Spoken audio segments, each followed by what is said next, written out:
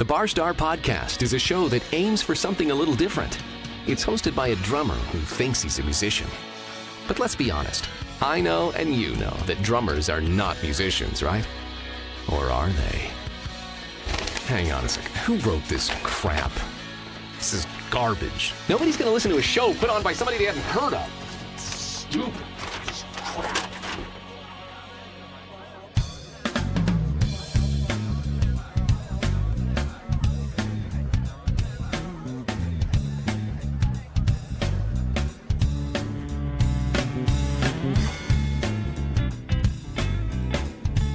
Hello. Welcome to another episode of the Barstar Podcast.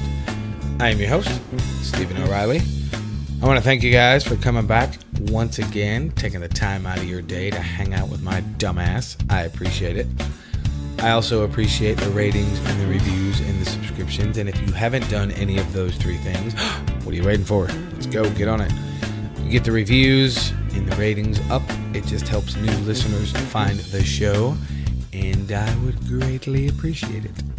I hope everybody is doing well. I hope everybody had a good week. And as always, I hope you guys went out and did some shit. Please take a minute to check out my sponsors, Prophecy Inc. and Louisville Music Studios. You guys know the deal by now. And also go to my website, barstarpodcast.com. While you're there, pick up a t-shirt and also use the link for Amazon to buy all your whatever you fuckers buy off of Amazon. I don't want to know. If you use my link through my website, Amazon just gives me a little bit of a kickback to help me fund the show for production costs, to pay my staff. To pay my cats. To put cat food in the cat bowl. They give me a little bit of a kickback for advertising. So if you could do that, I would appreciate it, since I bring you this show almost every week for free. Today on the show, I have my buddy Scott T. Smith. I met Scott a few months ago. He hired me to play a gig for him. I think it was called the Backport Series at Rye, I believe, if I'm not mistaken. Never met him, never heard of him. He's a great dude, great singer, great songwriter. He does mostly original stuff. He is working on a record as we speak. Well, not literally as we speak, but he's still working on it.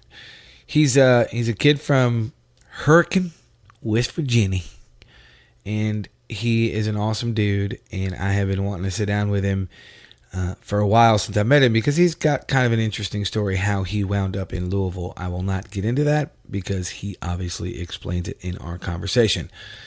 But he's an awesome dude. He has put together a really cool band.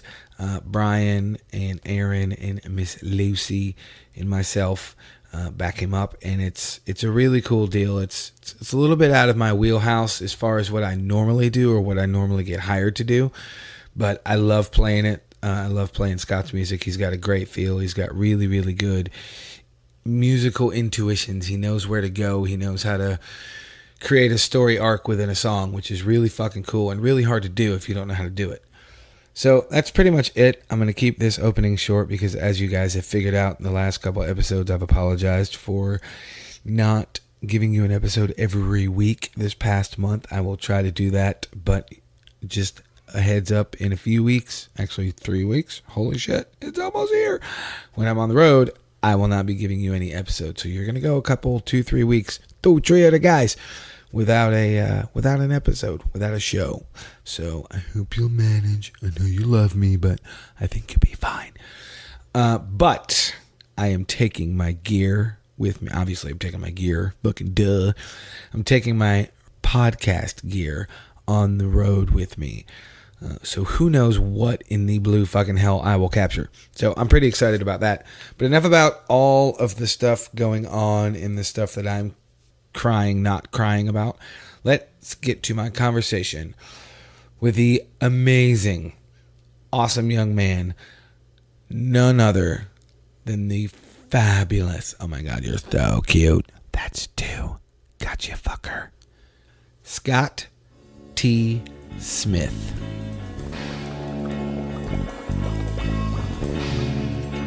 Oh, no, it's actually red. Oh, the numbers. Oh my God, look at those numbers. What do they do?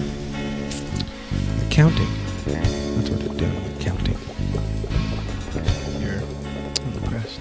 Just impressed. Oh yeah? Are you? I'm just gonna say impressed. Oh yeah. Okay, so let's be. If I could be serious for a minute. Where the fuck are we, by the way? Well, Besides the middle of the woods. no, wait. You go over the bridge, and then you take a left. Right past that one cornfield out there in Indiana. We're in Hoosier. There's territory. way more than one We're cornfield in in Hoosier Indiana. territory. And then you go on down there, and there's a stop sign. You'll veer.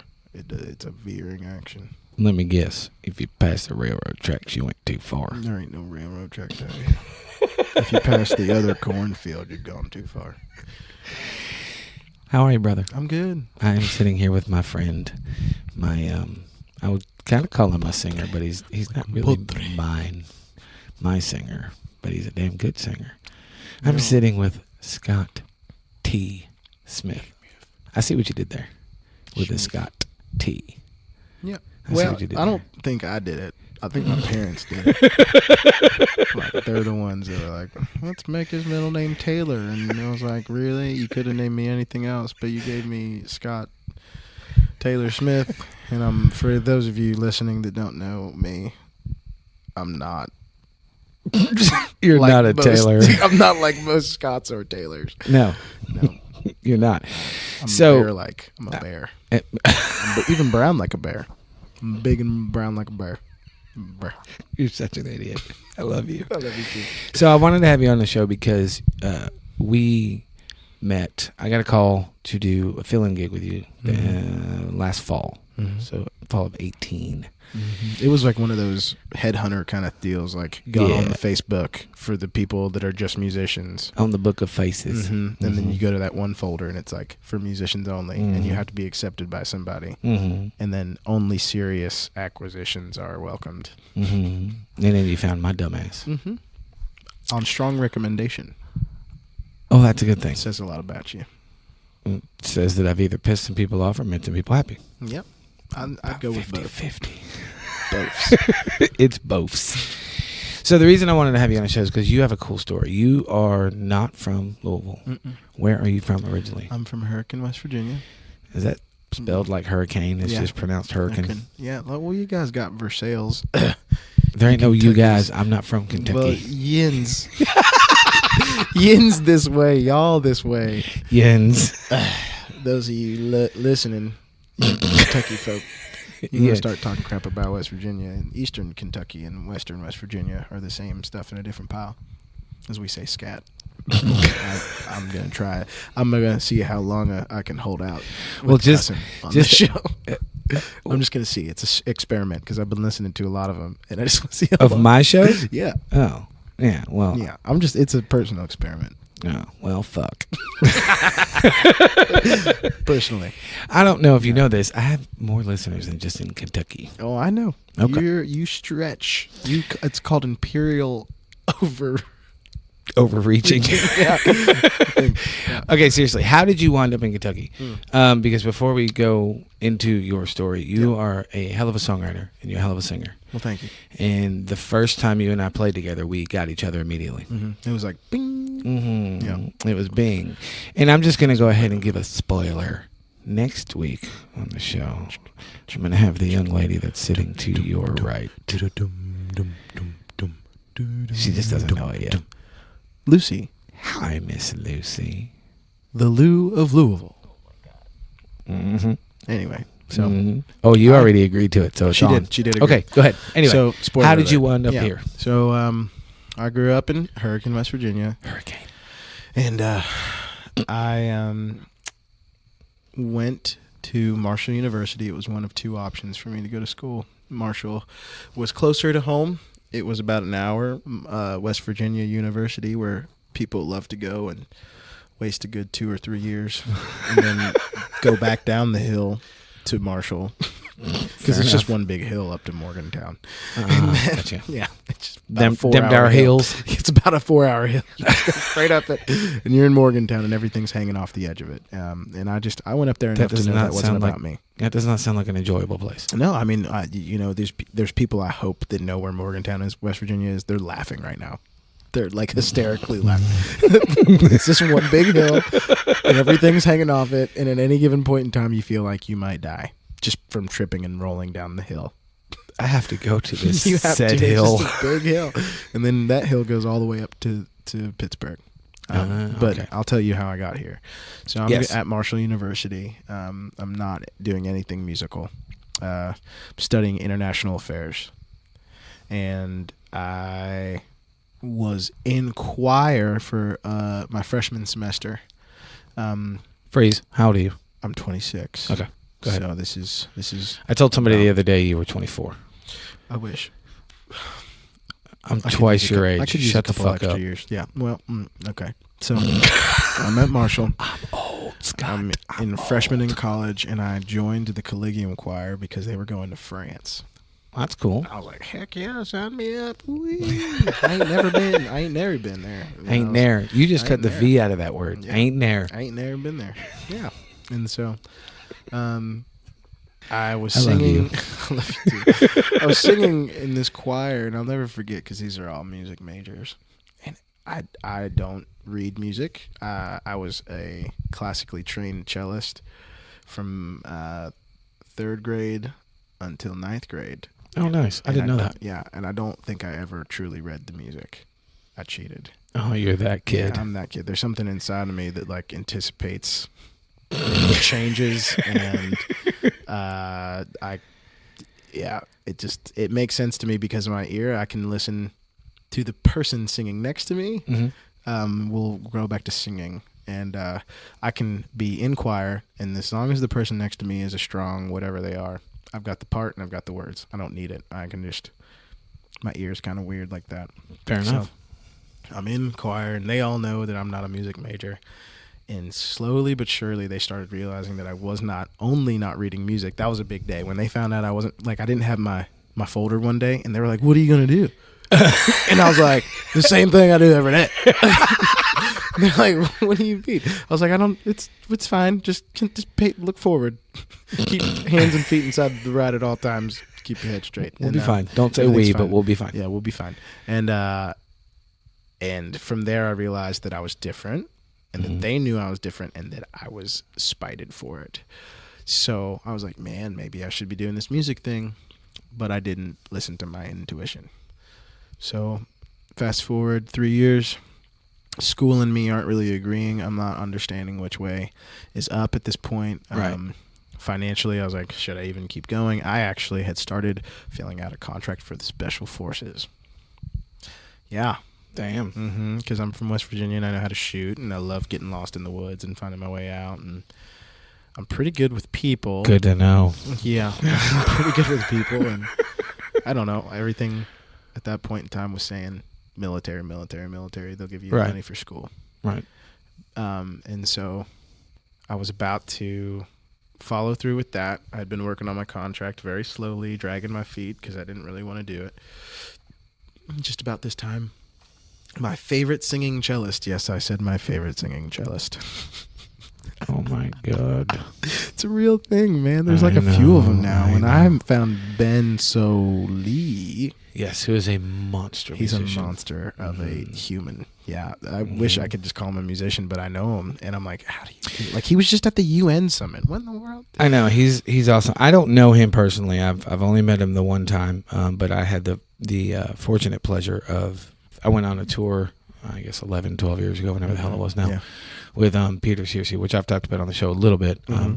One day I'll get in depth with that tour, but him and Ben were very good friends. They still are very good friends. Yeah. Peter lives in Atlanta now, but Yeah. that's how I learned of who Ben was, because I had only, when I got that tour, I think I'd only been living here for 6 or 7 months. Yeah. I hadn't been here long at all. Yeah. And weirdly, out of all the interactions I've had since I've been up here, I didn't meet Ben officially until you introduced me to him. Yeah. Which is fucking weird. No, that was a beautiful night too. It was like a perfect fall night. Yep, that was our first show together. It was back porch series at Rye. Don't ever do that again. On Market. Anyway, so Ben Sollee is coming to Marshall area, which is Huntington, West Virginia, which is right on the edge of West Virginia. It's literally a part of the tri-state. Did you just use the L word on my show? Mm, Do you know how to use the L word on my show? I don't think I did. Oh my I don't think it was God, me. you did. Literally. Carry on. And, Motherfucker, don't look at me like that. I have a T-shirt that has that scrawled across the front. Literally. So Lucy got it. That's why I'm she's at work. giggling I'm at into her work. sweatshirt. And I'm Weirdo. serving at this point. I'm at Olive Garden, and someone goes, "Your favorite singing cellist is going to be at the V Club tonight." And if anybody knows the V Club, if they've passed through the V Club or through Huntington, the V Club is like historically known for heavy rock. Mm-hmm. Like when I was in a rock band in West Virginia, that's a whole other part of me that not a lot of people know. If you want to go there, we can. Go I'll wherever tell you right want, now. brother. This is your Look you in the story. eyes, yeah. I just wasn't used to Americana coming through there at all. They were trying to diversify their catalog, I think. Right. And so I found it really funny that Ben was one of the first that was like a reputable name. I was like, what? How is that even happening? I'm at work. I got to work till late. I get there super late to the show, so late that the doorman, shout out to Don. He's not the doorman anymore, but he knows. He knows who he is. You know who you are. Yeah. And he let me in for free. He was like, bro, he's got 2 more songs left. Come on. Get in here. Just enjoy. Nice. Enjoy your 2 songs. So I run in and I run straight to the front. And I just start singing along. And I'm like, there goes the first song. I sing along to the next song. And at this point, there's something that for some people, I think they understand at a concert. But people in general understand this. When you think someone else is looking at you, they are probably looking at you. Yes. Mm-hmm. We are animals. When your hair stands up on your back of your neck and you're alone, Mm-hmm. you might just want to look around. Yep. I agree. I concur. And so I'm like, can he hear me? Because the V Club is not a very conducive environment for such a thing. Right. Super loud, front of house, Gotcha. punching you right in the face from any angle. And then the stage is kind of like a little bit of a vacuum. Right. And Yeah, I've played plenty of venues like that. They Yeah. blow. Yeah. And sure enough, he could hear me just kind of floating on top, Mhm. like the high harmony. And so 2 songs turns into 4 songs. 4 songs turns into maybe 5 or 6 songs. I mean, at this point, I feel like I've seen another concert. Right. They stop. Him and Jordan were on tour as a duo, which they've been a powerhouse duo for like over a decade now or something like that. They'll go out with bigger outfits. Like he's got Kentucky Native is his most recent full band project, but Right. just all around. Yeah, he's a All monster. you need is Ben and Jordan, and Yeah. they can make enough noise for like a full band. So the show's done, and I'm waiting in line like everybody else. You know, there's like 10 people. And I've always done this. If I want to introduce myself to the band for the right reasons, I sit at the very back of the line. So everybody goes through. Musicians know that trick. Yeah. Yeah. We all know that Yeah, trick. because you can actually get. I've have stood a at the talk back of many a line. and just waited and waited and and fucking waited. waited. And you Dude, watch here's the girl 10 tell bucks. him how, you know, oh my gosh, you know, I've been listening to your music for the last 7 years. I'll never forget this. so much. And then you hear the guy, like, her dude's like, yeah, man, she's not lying. She's not lying. She's not lying. Every day I wake up, that's her alarm clock. And then copy and paste that to every band situation ever. Pretty much. Yeah. So I wait, and I'm going up to talk to him. And at this point, he's looking at me again, and I'm like, yeah, he was definitely looking at me on stage. And he says, as I go to introduce myself to him, he says, "What's your story, kid?" Like one of those. Like he kind of like extends his neck out a little bit, like Right. almost to say, "Who are you?" Right. And I'm like, I've been hi. listening to you for a long time. I'm a real big fan. So you turned into the girl. I've no, actually, I kept my stuff together. I really did. I was proud of myself that night. I was like real low key. I felt like I handled my biz. He actually was wondering if I had any music that he could listen to. Oh, nice. Yeah, and I was like, man, I'm not gonna lie to you. I'm a student at Marshall, and I'm working at Olive Garden. He was like, huh. Does that make you happy? I mean, I don't get to have the normal like. Right. I'm trying to have a normal hey man, I really love your music. It's my alarm clock kind of conversation. And he just like, we got straight to the meat and potatoes. Nice. And so I look at him and say, like, well, he caught me at the right time, I guess. No, it doesn't make me happy. No, I'm not happy. I'm very confused. And I eat a lot of breadsticks. Yes. And I know this. You know why I know this? Because I used to serve at Olive Garden. Gosh. And I gained a lot of weight. Store 1052. Was that you? Oh my gosh. Sure, we'll go with that. I just was messing with you. I know. So, I was just thinking, wait, though, did I ever live in Virginia? I've lived in a lot of fucking places. Yeah. Anyway, So, go ahead. I was like, no. And so we have a little bit more of a conversation. As Ben Sollee will tell this story, I was wearing a kilt.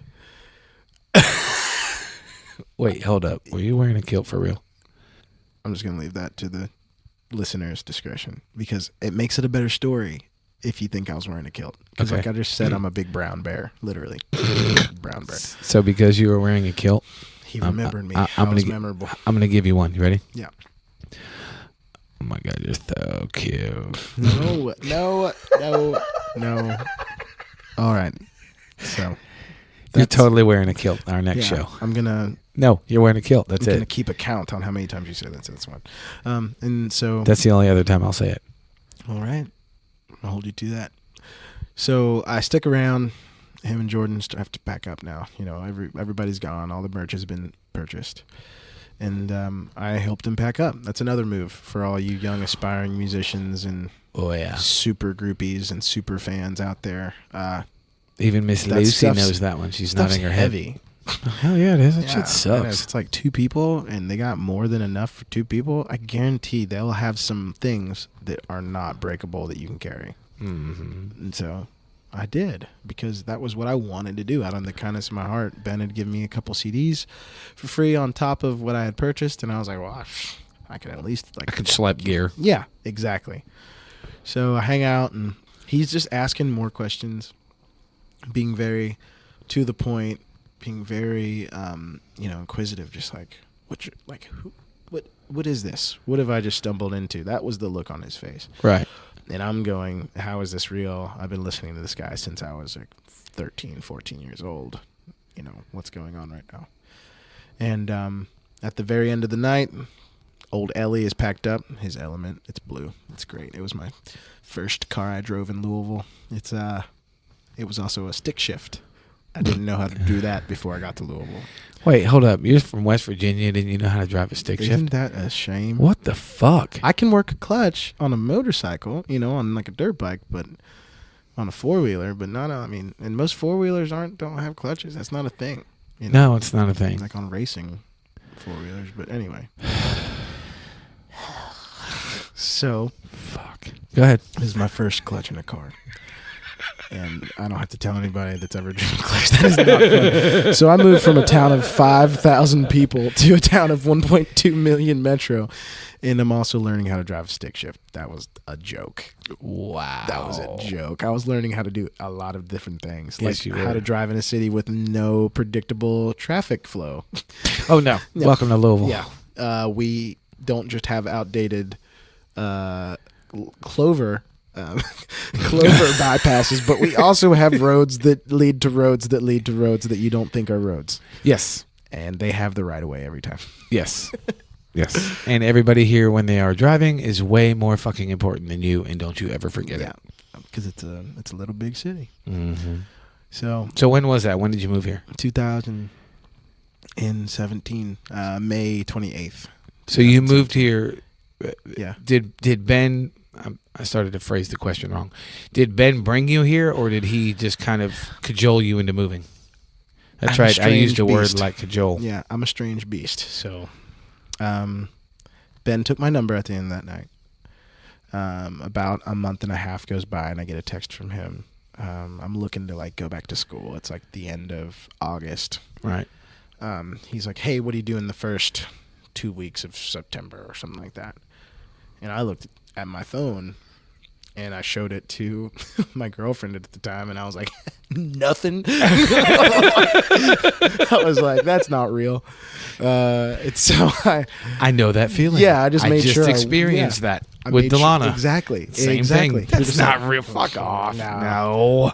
Anyway, go ahead. What am I doing? Nothing. I'm going wherever this text is leading. Yes.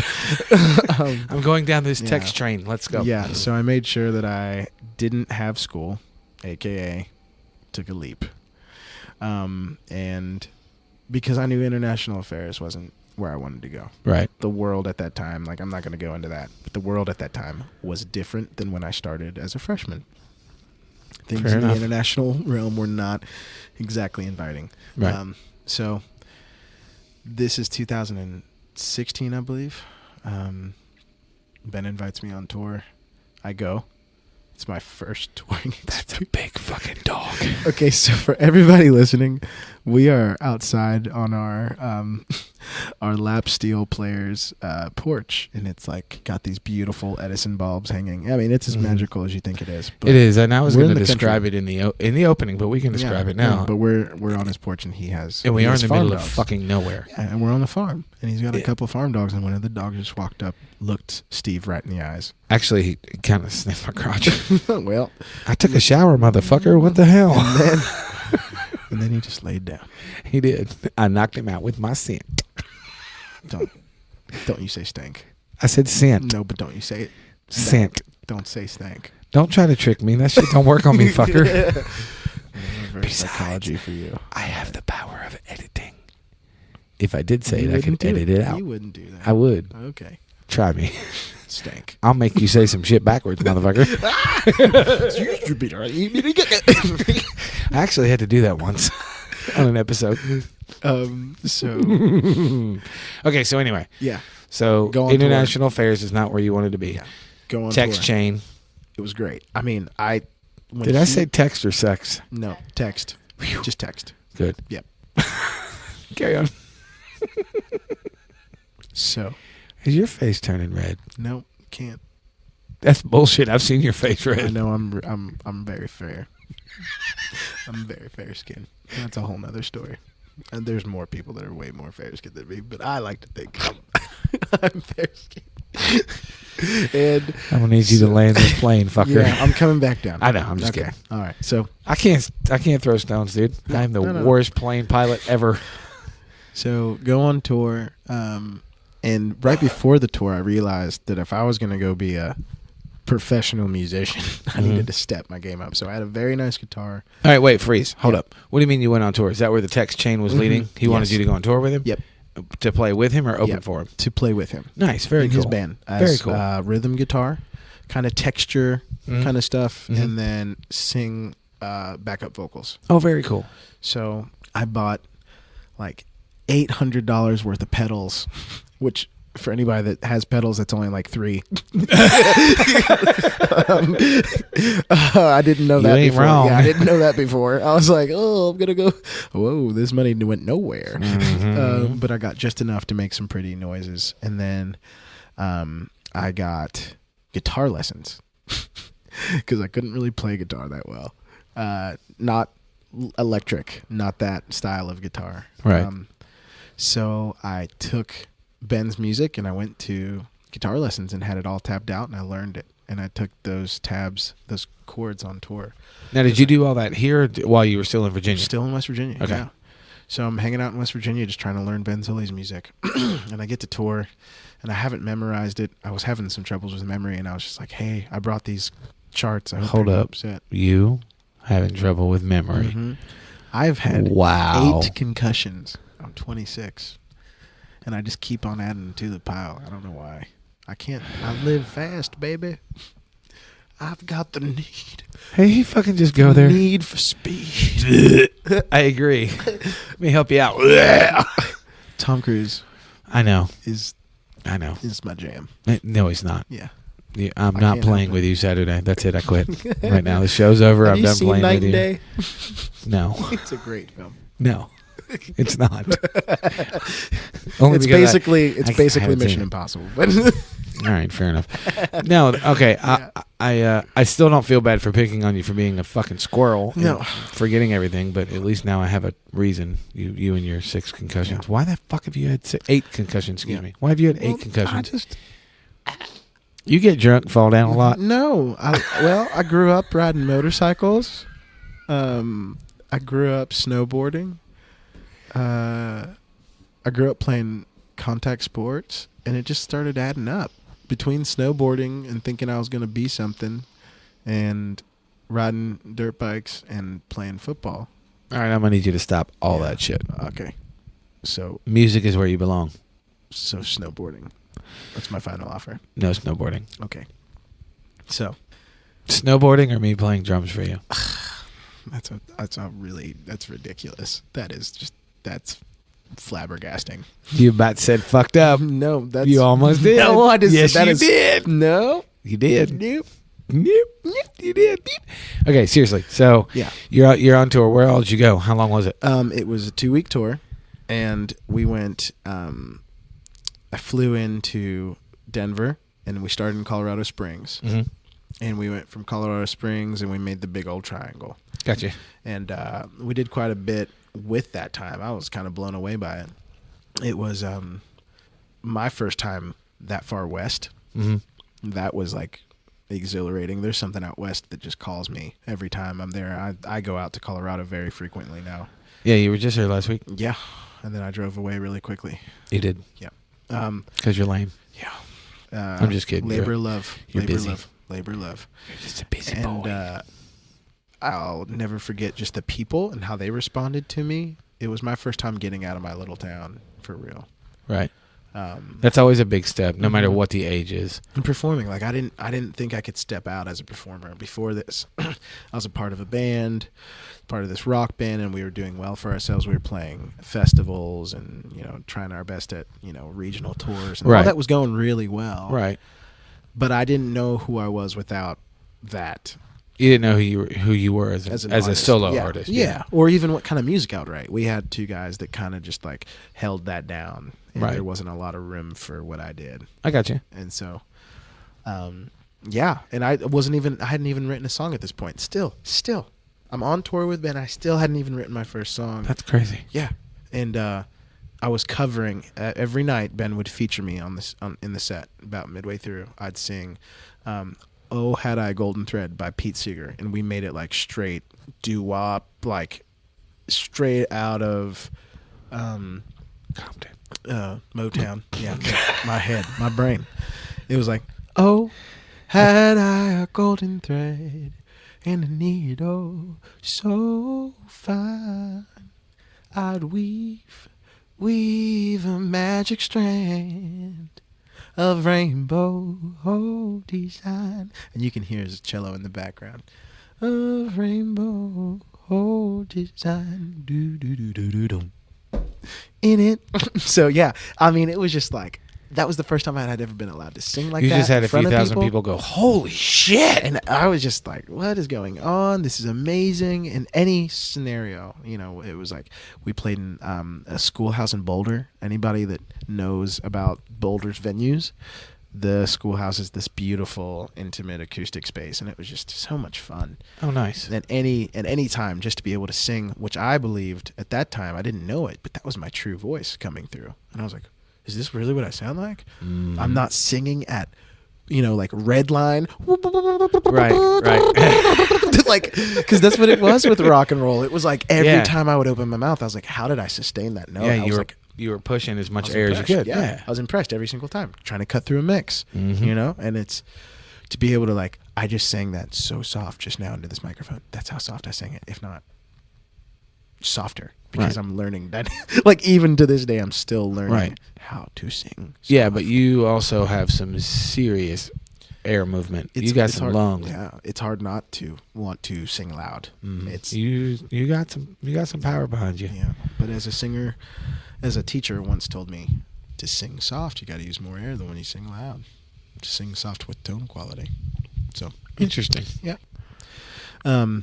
So Ben, about halfway through this tour, Ben was just like, we were sleeping in the same room that night. Everybody else bunked up, and like it was kind of a situation where Ben was like, I'm gonna take the pallet. That's what he called it. He has like his made a pallet on the floor. Made himself a pallet. Ben is always the one to take the last bed. So that means if there's no more bed for him to take, takes a pallet. So we're sharing a room. He's sleeping on the floor. He's not having it. I'm like, I'll sleep. No. I wake up. Ben's sitting Indian style on the ground. And I'm like, hey, what's up? He's like, I've been thinking. And I'm like, okay. He's like, you need to be in your own band. He's like, I really think you can be in your own band and do well. He ain't wrong. And so we'll just fast forward because that tour was beautiful, and that's another story for another day. I snuck back to West Virginia after that tour, and I burrowed down, and I hid from fate. And I went to my little holler, and I just didn't leave. You said holler. It was a backwards little country boy that didn't want to leave his town of 5,000 people, which is huge for most people from small towns. Like, I felt like I was from a big town. Yeah, like, no. And so, I did. Ben, this is like where things get really weird because like Ben would reach out every few months and I would just be like, no. He'd be like, okay, it's time to move to Louisville. And I was like, You were ducking him? Yeah, I was ducking him like a girl. It was like he was asking me on a date and I was just like, I'm going to wash my hair. It might take me at least like a quarter. I got to do my toes. Sorry. Yeah. And then take me at least a quarter. Yeah. I just got that. Sorry. Yeah. It might take me a good quarter. So it's going to take me about 3 months. Trace. Check with me in the fall. Yeah. And so this happened for quite a while. So the first night I was in Denver, we had a homestay, which for anybody on the road that's just starting out, just keep investing in those relationships and the people that stay late after your show to talk to you and they help you carry gear out to your car. Get those people's emails, get their addresses, send them handwritten letters because you're becoming friends. Oh, absolutely. You're not. You don't even realize it, but you are. Exactly. And so I'm on tour with this man who's been touring for almost like 15 plus years at this point. I think 16 years at this point when I'm on the road with him. And these people, they treat him like family, you know. And so I get to, instead of go to a hotel room, I get to go to a friend's house and sleep and wake up to breakfast being cooked and everybody's catching up. Right. So I did that the first night on tour. It becomes a small little family. It does. And you realize you have a family in every little city you go to. And so if you're lucky, if you're not a complete jerk. I was going to say that. If you're not a fucking douchebag, then you'll have one. You know, if you're a douche, that's why I'm worried about you being in my band. So just let it resonate. Let it soak in. And I'm just joshing. You thought I was serious. Actually, I don't know. I do have douchebag tendencies, and I will tell you why I have douchebag tendencies, because I don't put up with bullshit, and I have no filter. And there's a lot of people that can't take that, so I get labeled as a douchebag, and I'm okay with it. Yeah. Go fuck yourself. I don't give a shit. I don't have time for you. Yeah. I mean, you I have time for, because I love your face. There it is. You thought I was going to do it. Yeah, fucking told you I wasn't going to do it again. Nope. You're only getting one. But I'm going to count it. Go ahead. Count all you want. I'm just going to count that one. I can cheat. He's not getting this, is he, Lucy? I can cheat. Coming back. Land the plane. So sorry. You're fine. This is my fault. Nope. It was our fault. So we stay with this family in Denver. And as soon as I got home, it was about 2 or 3 months after I got home from that tour with Ben, they invite me back out for a 2-month residency. Oh, no shit. That's where I wrote my first song. It was right before I left for there. So I get a call. They're like, come to Denver. I tell my friends, they're like, let's go camping one more time before you go. So we go down to the New River Gorge, and there's this river there called the New River. I thought you were going to say the holler again. No. There's plenty of those down there, but no. So the New River is the second oldest river in the world. It runs north instead of south, and it's got the oldest mountain range in the world there as well, the Appalachian Mountain Range. And this river is just so special. I don't know what it is about it. It's just like, for it to be as old as it is, it just feels so pleasant. You'll go places that are really old and you'll be like, something bad happened here. Like you start looking around like, Right. something feels strange here. There's bad juju in these woods. Or as Lucy said earlier tonight, it feels spooky. Spooky. It's spooky. But that place, it feels complete and total the opposite. Spooky. Yeah. And No, you get good vibes. Yeah. And I've been in lots of situations like that. yeah. And so there's a coal train that's been running against the river. But it since ain't about John Coltrane. It ain't John. But it has been making a whole bunch of noise and running against that river since, the dawn of steam technology. And so it starts coming around the bend, and I've been in Folsom for some time now, so I start writing songs. And so I'm sitting there by this campfire with my friends, and I have a guitar in my hand because very much so I was that guy. I wasn't the guy that no one liked, but at a certain point in the night when there was just a few friends left, I'd take a guitar out. You'd whip that bitch out. Mm-hmm. Start plucking. And I'll never forget this. I started plucking. This train's coming around the bend, and I'm like, oh my gosh, I can feel it. I don't know what it is, but it felt like electricity. And I started singing lyrics out of nowhere, just random lyrics. Oh, nice. And that is now it's probably going to be one of the title tracks on this EP. I think that people relate to it in their own way. Wanted Man.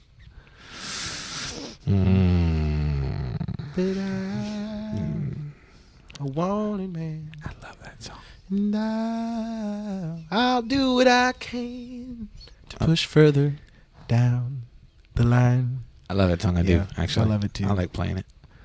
And I had an absolute blast in Colorado, just sitting and writing the same crappy song over and over and over and over and over and over again. And Ben actually stopped through the house while I was there, and I told him, he was like, so how's it going? And I was like, I feel like I'm writing the same song over and over again. And he's like, and you keep writing that song over and over and over. And he said, one day you're going to write something different, and that's when you're done with that song. Mm-hmm. You know what? I've never played that song since.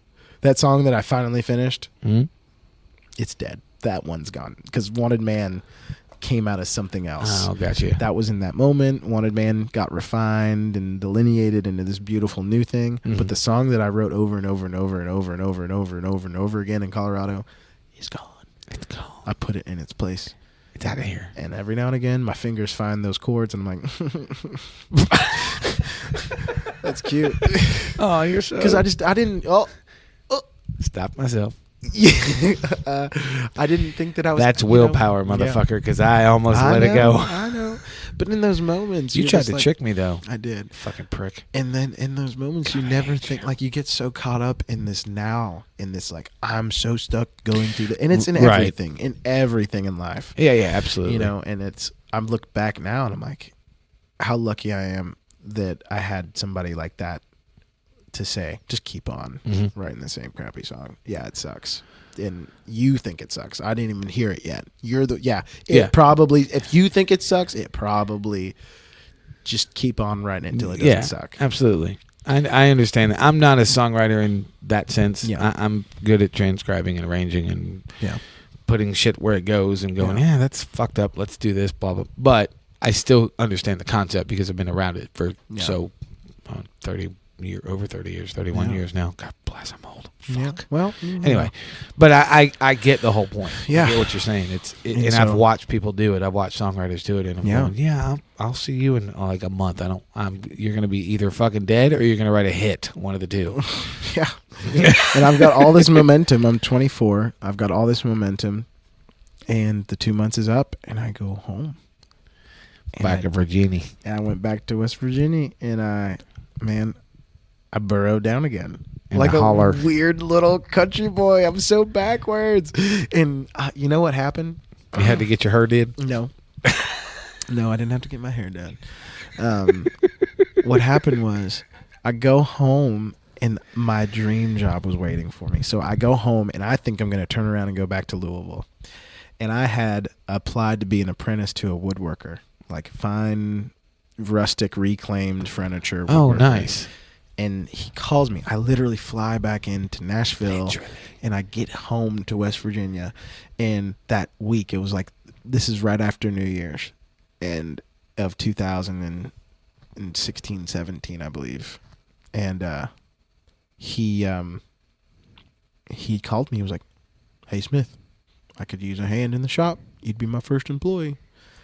And it was just me and him one-on-one for almost a whole year. And then he hired another person, but it was still me and him. Like, I was his right hand, man. It was great. I learned so much, and it was right in my little town.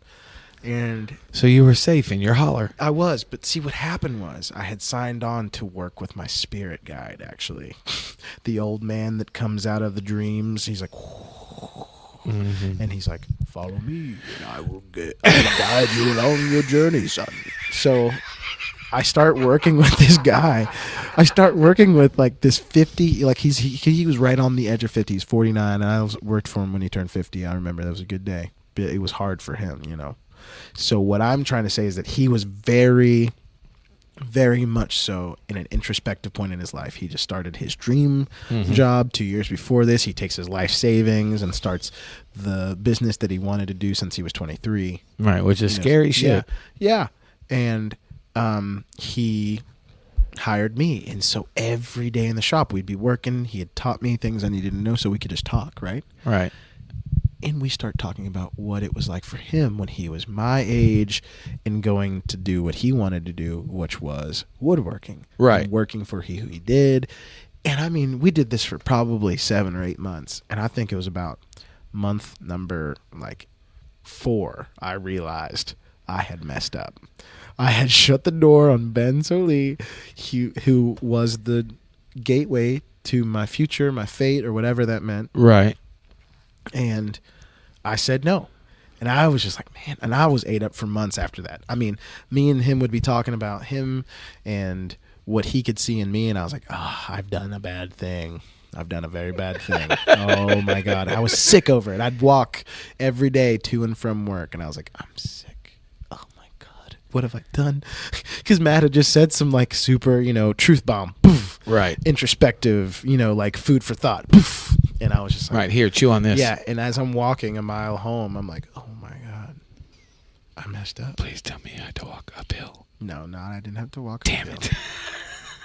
But I did walk in the sno. And I did walk in the rain. I made myself a promise. I walked for a whole year to and really? from work. Yeah. Oh, nice. Because I only lived a mile away, and I was like, I'm going to walk every day. So this all turns into about a year, rounds out. And I get a call from Ben, and I get the voicemail, and it's like, this is the last time I'm reaching out.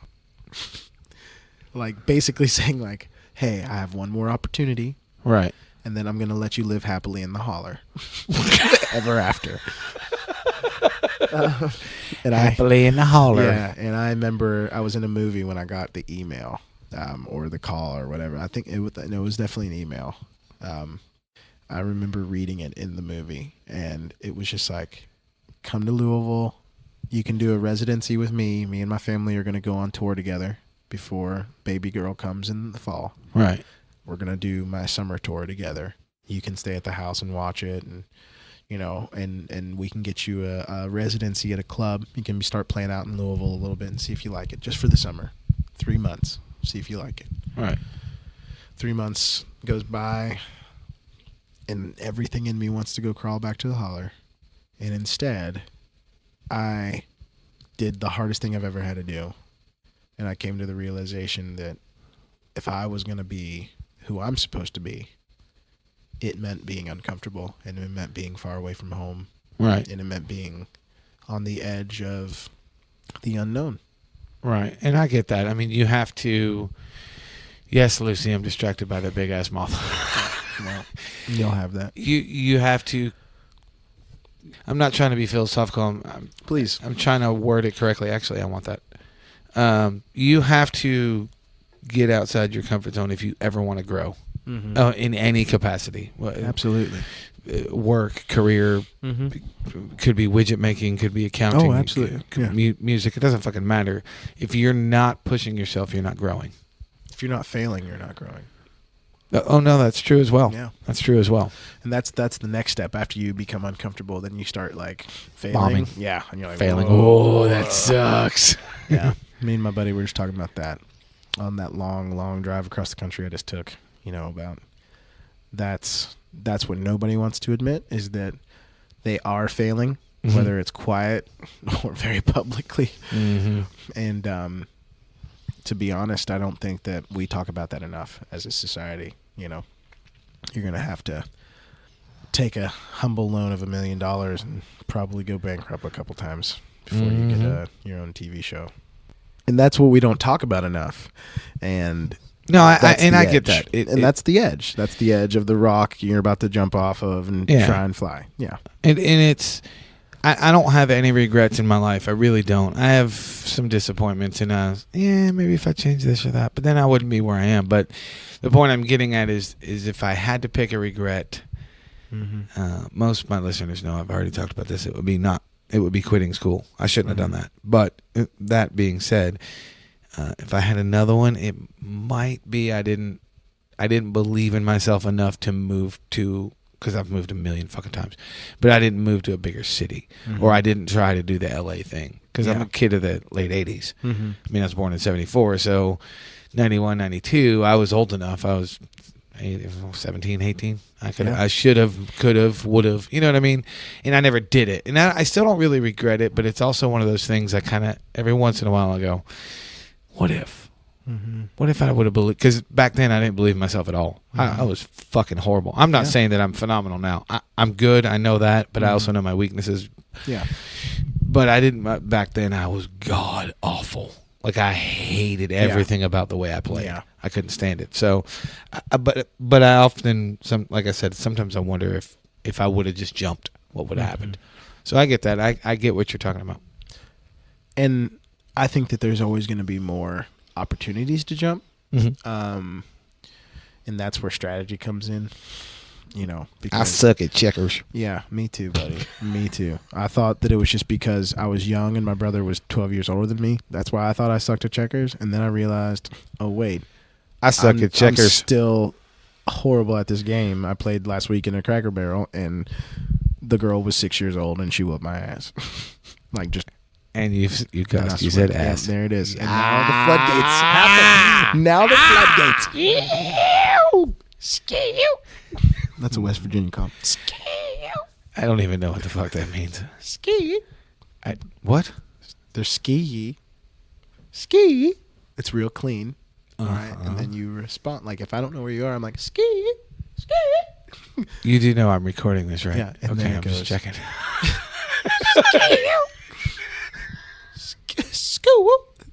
This is bullshit. Lucy, you know this is bullshit, right? No, this is so real. Okay. She's on my side. Fuck that's you. That's 100% real. Anyway, if I'm ever lost and I'm looking for my band, I'll go and go ski ye, and then you're gonna hear it, and if you can, you're gonna go skoo woo. All right, there you go. Ain't gonna happen. Oh, that's fine. Because in 10 minutes I'll forget. You'll figure it out.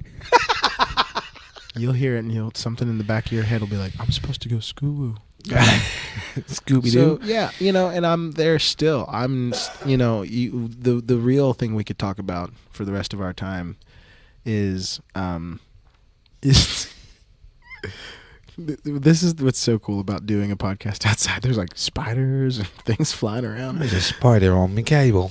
All right, it's all right, sir. No, I think he's trying to eat my face. It's going nice, sir. He was huge. Worry. He had 18 legs. I hadn't eaten in 8 days, sir. It just wanted your porridge. It's cold, sir. So cold, sir. If I could go anywhere that would tie any button on this, it's the fact that Ben saw something in me from, at the stage that he believed in. Right. And I'm just now, I was 22, 23 when I met him. I was 23 maybe. And, fast forward 6, almost 4 years later. And, not 6, 3, almost 4 years later. I'm just starting now to see it. And if I don't start to invest more in that belief in myself, right, this thing that we're all doing ain't gonna go nowhere. Right. It's got to start with me. Well, you don't feel like you made a mistake moving here, do you? No, not at all. I think I say it on stage, and it's not. I like to think that I'm one of those people. I'm never gonna be on stage just talking because I like the sound of my voice. Like I'm always like my goal as an artist is to create. I like the sound of your voice. I know, but some people really like the sound of their voice. I hate mine and have a fucking podcast. I'm dumb. But you know, I just want to create authentic, genuine moments in a world where we're really starting to lose that authenticity. Where we're like, That's a good statement. I agree with that. yeah, we're starting to. You're wise beyond your years, young man. Thank you, big sir. Thank you. But we're starting to like give these people accolades for manipulating reality. Like, oh, I wish I could be an influencer, man.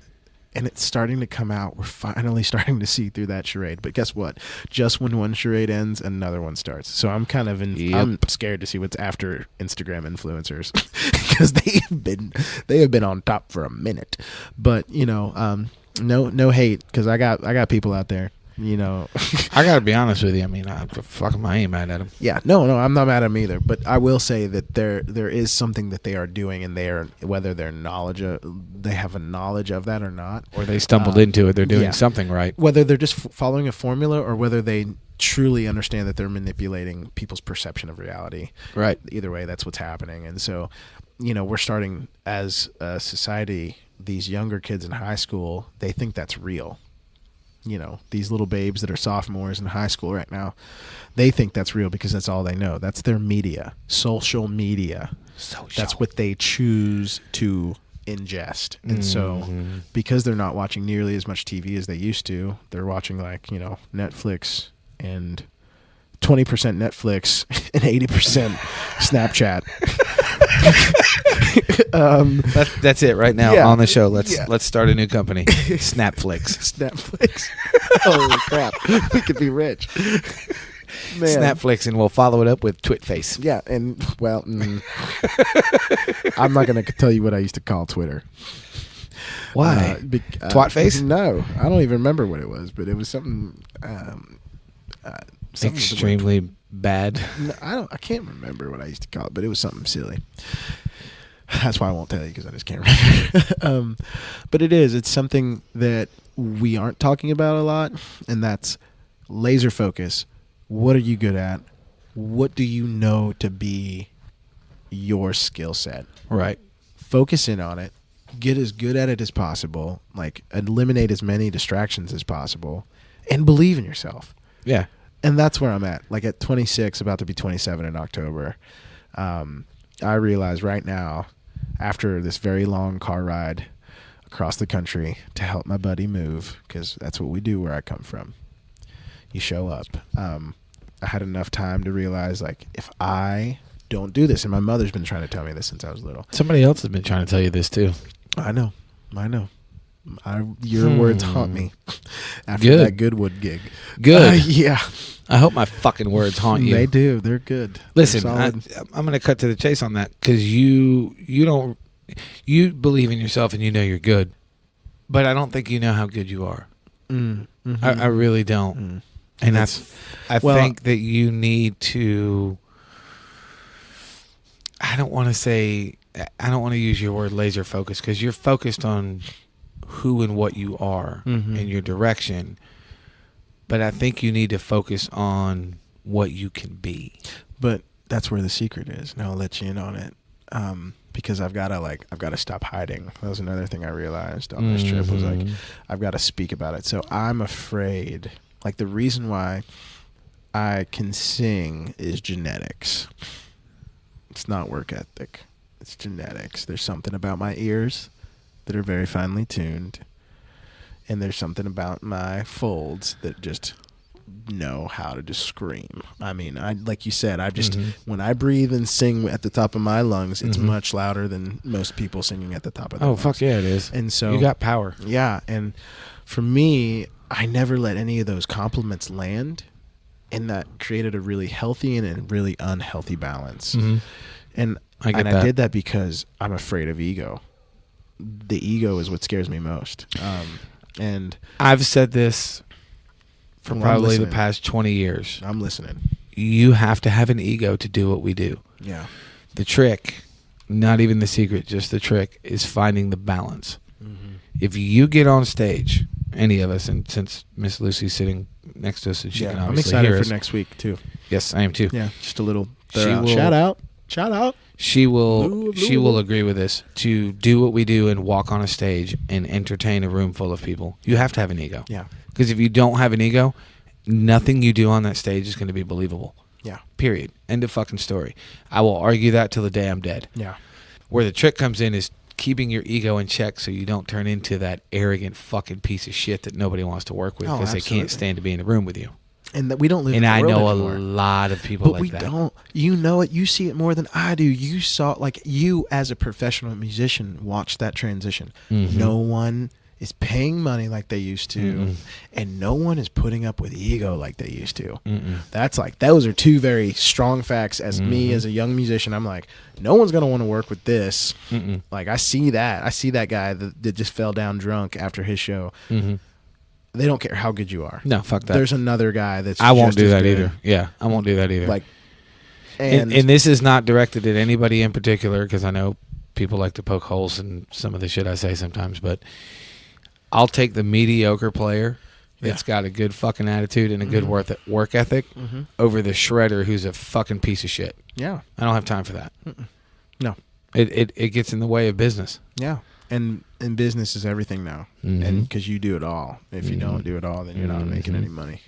Mm-hmm. And so I think where I'm at right now is trying to figure out how to invest in that ego in a healthy way and not become a part of the 27 Club when nobody knows who I am. Because you can be a part of, I ain't trying to be like that Robinson boy that played the Crossroads. Oh, the Crossroads. Yeah. What's up with that, man? Like, I just learned about him. What's his name? Robert Johnson? Oh, yeah. What about him? Is that him? Is that the dude? That's who they say the dude is, yeah. That is the dude. No one even, like, oh, man. He totally wrote Crossroads. Mm-hmm. And I can't find his name on You won't? writing. You won't. It's so sad. But anyway, that's a whole nother thing. Coming back. Google it because I Yeah. can't remember the name of it, but there's a really cool documentary about him. I just watched one, and I know there's a cooler one that isn't as short for the. No, yeah, new this one's like millennial. 2.5, 3 Yeah. hours long. I want to It's watch a that fucking one. This long one was like digestible. It was like 40 minutes long, and I was like, that was for short attention spans. I can tell. That's for the ADD Yeah, generation. that was for me. It was like, we want you guys to know who this guy is, but you're not going to watch a PBS special. So, like, that's exactly what Netflix did. Hey, shout out to Netflix. Left me wanting more. What's up? Netflix. Yes, Netflix. Netflix on point, We're gonna dog. be rich. So what's yeah, your next move? My next move Besides is our show this weekend. No, well, this weekend, my next move is to figure out how to be consistently driven when I don't think when I don't think I'm worthy of consistent opportunity. Like, that's the first thing that's got to go. Boom. Done. No more time for that. The second thing is legitimizing my startup business. Business cards, website landing page, maybe a really nice video that says who I am, like an introduction to me as a person. You are your own brand. Yeah. Especially in today's world, the way we Exactly. live today. Exactly. And it's time to be okay with diversifying that portfolio. So next Saturday, I'm super nervous. I have my first Master of Ceremonies gig. I don't know who they think I am, but they like my energy. So the city of Louisville's giving me a shot. And I say the city because I feel like they're all going to be watching. Like, is he going to fail? Is he going to crash and burn? Would you like to divulge that information? Is it a public gig or a private gig? No, it's a private gig. So it's for the Waterfront Botanical Garden. It's for their fundraiser, and I'm so nervous. Very cool. Yeah. But I'm only nervous because I know I can engage with people, and I know that I can turn a room's energy around, but I don't know how to do that strategically without a guitar. So I'm thinking about going and doing an open mic, a stand-up comedy open mic between there and now. There's got to be one somewhere. I think there is. Yeah. I got to We'll find find it. it. Yeah, I got to find it. So I can just go and be like, this is weird. Oh. I think I said it the other day on stage. I was like, yeah, this acoustic guitar is just a thunder blanket. Like, without this, I'm nothing. Without this or these tight pants, I'd fall into a puddle. So, yeah, I think it's time. Yeah, but don't start wearing baggy pants, and I can't watch your ass. I know, because that's how you know where I'm going. 'Cause I shake my thing to the beat. I shake my thing to I'm gonna need you to stop that. Okay, actually, don't stop. Do it again. I'm just kidding. My thing to the beat. All right, so before we get out of here, where can people find you? They can find me on Instagram.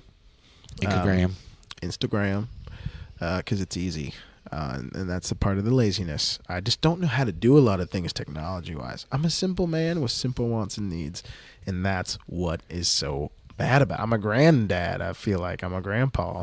Oh, are you a pop? I'm a pawpaw, man. I'm a pawpaw, and that's fine. Me, Ma, and pawpaw are going to be just fine. Technically, I'm a papaw. You know this, right? You are? Oh, man. I bet you're a real good papaw. Not really. Well, you could be better. Then I'm going to say that. You could be better. I guess because it's by marriage, she would be my step grandchild. Mm-hmm. Well, she adores me, and I do it in 5 minutes. Probably talk to her like she's an adult too. Absolutely, of course I do. That's why she loves you. Kids love that. They're like, oh, finally someone that talks to me like I am an equal. Thank you for not using that high-pitched, annoying fucking voice on me. But then when she burps, farts, shits, or anything, I'm like, I'm out. Take it. I'm done. I'm out. Yeah, gotta go. Yep. Well, that's fine. Mm-hmm. But yeah, as far as where you can find me, I want to start in figuring out how to invest more time in YouTube, and more time on accessible social medias like Facebook. They say pick one and do it well, and I don't think I'm doing anything well right now. So I'm gonna maybe try my hand at a few and see what feels right. I will tell you the truth. And shout out to my girl Angela Leese. She gets on my ass all the time because she used to say I was social media stupid, and she's right. I'm still social media stupid. I'm just getting better.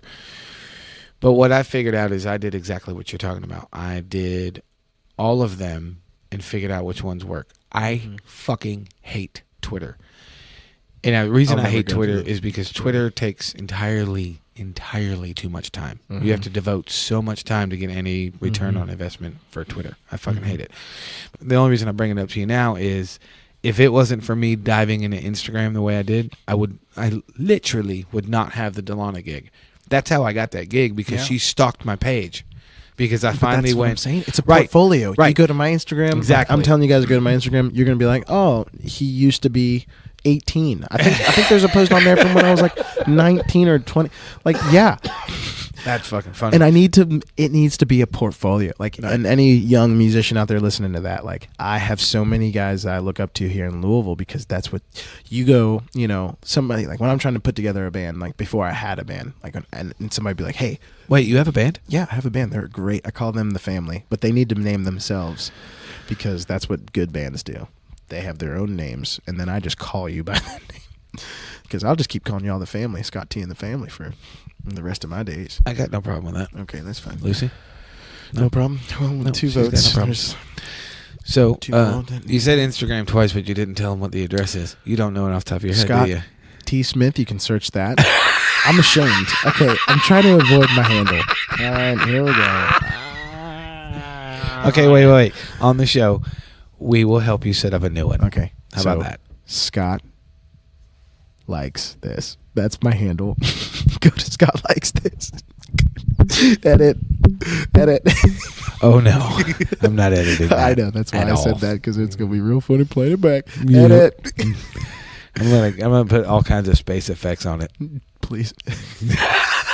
Scott likes this. I'm not ashamed. God I actually likes this. think it'd be really funny to be something one day, and people go looking for my Instagram. They're like, "What is it? Scott likes this. Likes this. What?" That's why I have it. Anyway, yeah. So I see what you did there. I have a dilemma as a young artist that nobody knows yet. I think Scott T. Smith has horrible search engine optimization. Like, you go to type in Scott Smith and you forget the T, you ain't finding me. That is so true. Maybe your listeners could send you some feedback, and if they think I should change my name, that would be nice to know. Like, my family calls me Bear. I don't know why they named me Scott. My parents have never called me Scott. They both call me Bear. Bear. Bear. That is seriously fucked up. Yeah, I know. I am not calling you Bear. You don't have to call me Bear. I'm not going to, even I if like- you ask there's me to. people that do I'm call me not Bear. going to. And they know who they are. And I like it when they call me Bear. I love your face. I love your face too. All right, so I will put some of this stuff in the show notes so people can find all your shit. All right. I love you. All of your two Thanks things for that you having have. me. This was like, I feel like I could have kept it a little bit tighter, but it is what it is. No. I have no rules on my show. That's one Yeah. thing I love about my show because it's, I don't know, mine. Yeah. I can do what I want. Yeah. And I don't do the interview shit. Yeah. I just ask Yeah. random questions and And that's it's fine. a conversation. Because And I I've think been, you get, yeah. I didn't mean to cut you off. I was going to say No, I I've been think you wanting to got do some this good with you stuff. for a while because you and I clicked immediately. Yeah. We clicked musically before we did anything else, Mhm. which is cool. And now we're finally starting to get to know each other after, I don't know, 8-9 months of playing together. Yeah. Whatever the hell it's been. Yeah. Well, there's consistency with it now, so, Mhm. and I'm hoping that it just continues. So Yeah, and I hope my words keep haunting you. they do. And I hope that you have a really good tour with Dilana. I'm so excited for you. Thanks. I love you. I love you too. We're going to go to West Virginia without you. It's going to be weird. I got to find a drummer for that. Are you going when I'm gone? Yeah. Oh, damn it. I know. What is Miss Lucy going to do? I think I have spoiled Miss Lucy.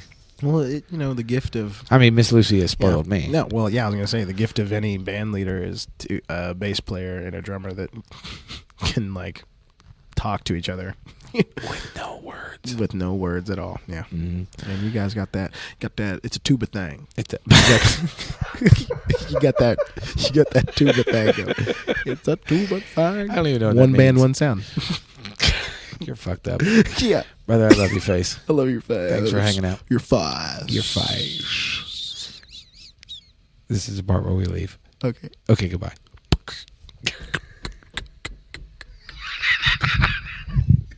You're so fucked up.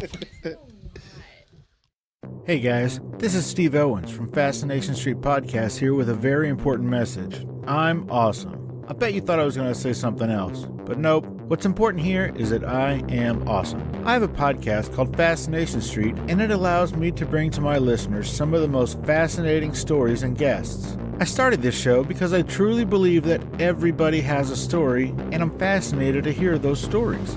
In the short time I've been doing this show, I've interviewed actors, directors, writers, inventors, podcasters, musicians, pro athletes, Olympic athletes, actual war heroes, even a Bond girl and a luthier, whatever the hell that is, and of course, regular people.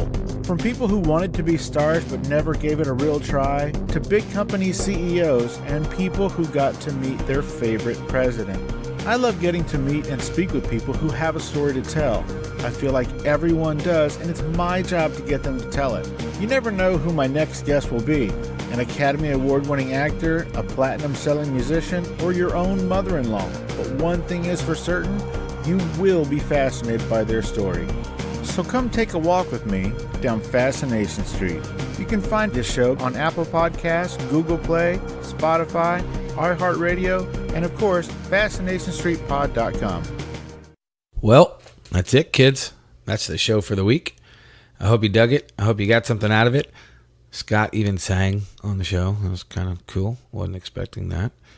But he can kind of do what he wants because he's a hell of a singer.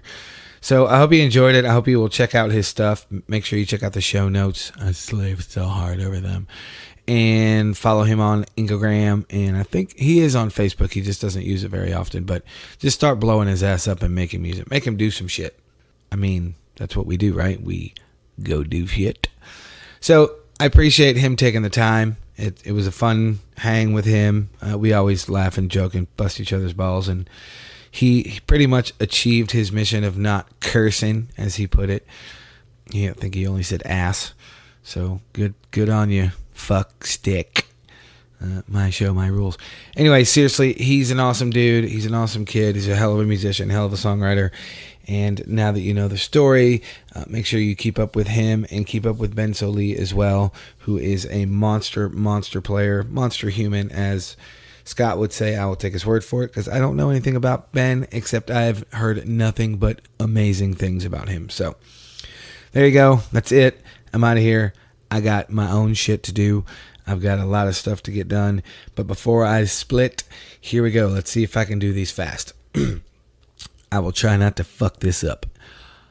The Dilana Midwest, U.S. and Ontario Tour, June 2019. And I'm going to try to do this in one breath. June 21st, Fatheads in Green Bay, Wisconsin. June 22nd, Sandy Hook in Hazel Green, Wisconsin. June 24th, East Bar and Grill. Fucker. Let's try it again.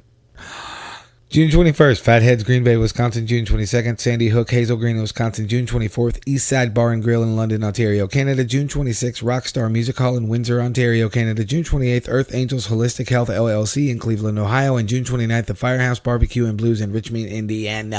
I did that in one breath. So that's it. That's the tour dates. Make sure you try to check out a show or catch a show if you can. If you're in any of those areas, we would love to see you. It would be awesome. And that's it. I got nothing else. I gotta go. I got shit to do. And you guys have to go do your own. Wait. Go do some shit. Seriously, Beatty, get the fuck out of here. Go do some shit. Go buy some tickets if you're in any of those areas and see a show. Catch a show. Catch Dilana. Watch Dilana beat the shit out of us because she's just such a fucking badass. Her voice will just beat the shit out of you. And then go check out Scott T. Smith because his voice will beat the shit out of you. And check out Ben Sollee. Just go check out whatever live music you can check out because it will cleanse your fucking soul. So until next time, I will talk at you soon.